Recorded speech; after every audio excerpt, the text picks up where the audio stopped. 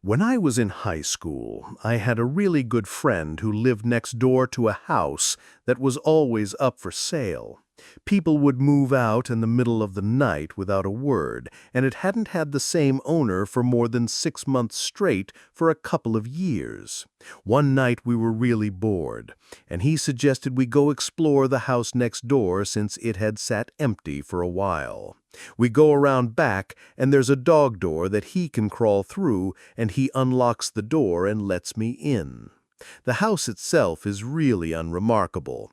It looked like it was built in maybe the 1950s and was a craftsman-style house in an older, nicer part of town. My friend's house was similarly built. The kitchen had a really nice built-in breakfast table set against a picture window.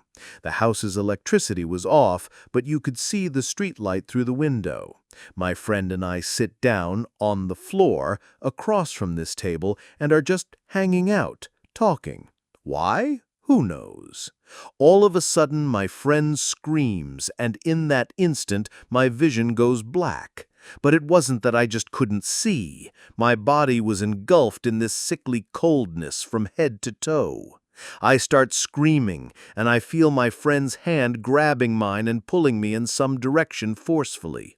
My vision slowly comes back, and I start to warm up when I realize that we're outside under the streetlight. It was December and should have been much warmer inside of that house.